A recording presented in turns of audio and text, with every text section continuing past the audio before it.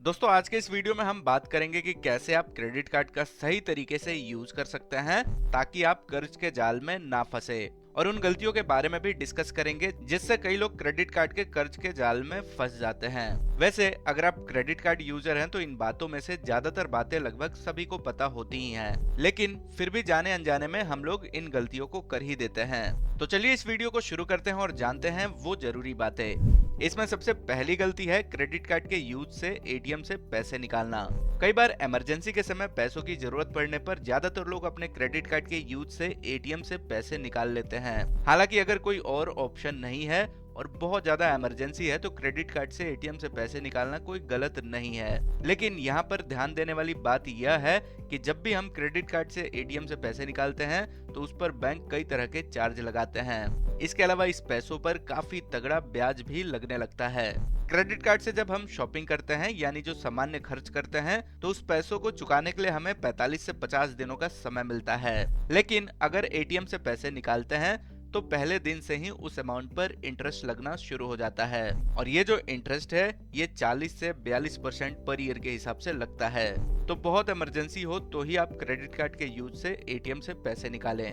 दूसरी गलती है बैलेंस ट्रांसफर। बैलेंस ट्रांसफर का मतलब होता है एक क्रेडिट कार्ड के बिल को चुकाने के लिए दूसरे क्रेडिट कार्ड का यूज करना। लेकिन जब हम इस फैसिलिटी का यूज करते हैं तो बैंक इस पर जीएसटी और प्रोसेसिंग फीस चार्ज करते हैं और ये जो प्रोसेसिंग फीस है ये काफी ज्यादा होते हैं, इसलिए इसे भी सोच समझकर ही यूज करना चाहिए। तीसरी गलती है मिनिमम पेमेंट ट्रैप और ये जो गलती है इसमें लगभग 80% क्रेडिट कार्ड यूजर फंसते ही हैं। इसे समझना थोड़ा मुश्किल होता है, इसलिए बहुत से लोग मिनिमम पेमेंट ट्रैप में फंस ही जाते हैं। वैसे एक दो बार क्रेडिट कार्ड का मिनिमम पेमेंट करना ठीक है, लेकिन अगर आप हर बार मिनिमम पेमेंट करते हैं तो आप धीरे धीरे कर्ज के जाल में फंसते चले जाते हैं। मिनिमम पेमेंट करते समय कई लोगों को लगता है कि वो अपने क्रेडिट कार्ड के बिल का पेमेंट कर रहे हैं, लेकिन ऐसा बिल्कुल भी नहीं है। अगर देखा जाए तो वो लोग इंटरेस्ट पर इंटरेस्ट का पेमेंट किए जा रहे हैं। तो जितना हो सके उतना मिनिमम पेमेंट करना अवॉइड करना चाहिए। अगर पूरे बिल का पेमेंट नहीं कर पा रहे हैं तो कोशिश करें कि पूरे बिल का 70 से 80% का पेमेंट जरूर कर दें। चौथी गलती है इम्पल्सिव स्पेंडिंग, यानी बिना सोचे समझे क्रेडिट कार्ड से खर्च करते जाना। यह भी बहुत बड़ी गलती है जो कि कर्ज के जाल में फंसा सकता है। बिना सोचे समझे खर्च करने से आप अपने बजट से ज्यादा ही खर्च कर देते हैं। तो अगर आप क्रेडिट कार्ड यूज कर रहे हैं तो जो सबसे जरूरी पेमेंट है उसी को क्रेडिट कार्ड से पे करें। कोशिश करें कि अपने क्रेडिट कार्ड के लिमिट का 40 से 50% ही यूज करें।